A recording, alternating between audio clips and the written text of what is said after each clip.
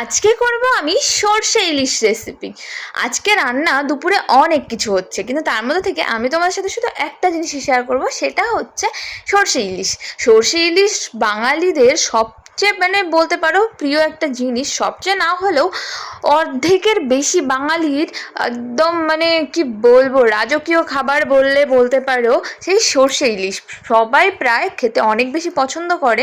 আমি কাটার জন্য মাছটা একটু কম খেতে পছন্দ করি, কিন্তু মাছটা বেশ ভালো লাগে, টেস্ট ভালো লাগে, কিন্তু কাটার জন্য খেতে একটু কষ্ট হয়। এদিকে দেখো মাছটা আমি ভালো করে মাখিয়ে রেখেছি, এদিকে সর্ষে পোস্ত সব কিছু কিন্তু আমি রেডি করে নিয়েছি। এবার কিন্তু আমি কড়াইতে তেল দিয়ে দিয়েছি, এদিকে কিন্তু পাশে ডাল হচ্ছে, সেটাও তোমাদের সাথে শেয়ার করে দিলাম।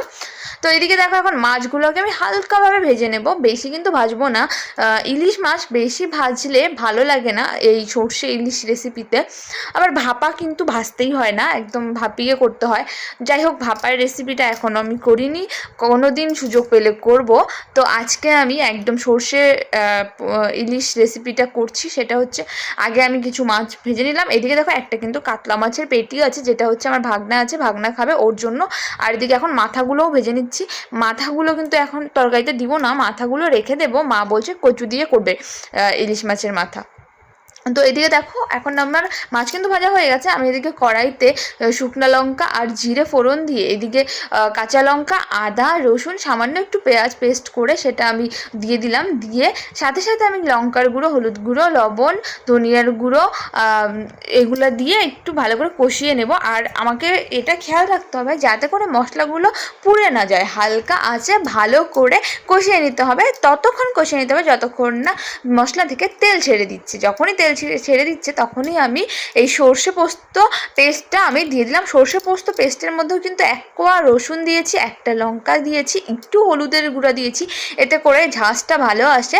তারপরে একটু ভালো করে কষিয়ে আমি এখন মাছগুলো ছেড়ে দিলাম সেই সর্ষে পোস্তর মধ্যে। মাছগুলো ছেড়ে একটু ভালোভাবে মিশিয়ে নিয়ে আমি একটু জল দিয়ে দিয়েছি। আর জলটা দেওয়া তোমাদের সাথে আমি শেয়ার করিনি, তবে জলটা দেওয়ার পরে এমনি সময় তোমাদেরকে একটু দেখাচ্ছি। দেখো একটু নাড়াচাড়া করে, এখন আমি কিন্তু একটু পাতলা ঝোলই করেছি, যে কারণ হচ্ছে আজকে আমাদের বাড়িতে 10 জনের মতো 10-11 জন লোক আছে। তার জন্য সর্ষে ইলিশ যদি এবার আমি একদম অল্প করি, কষা কষা করি, তাহলে কিন্তু আমাদের হবে না। এই জন্য একটু ঝোলঝোল করেছি, একটু ভালোই ঝোলঝোল করেছি।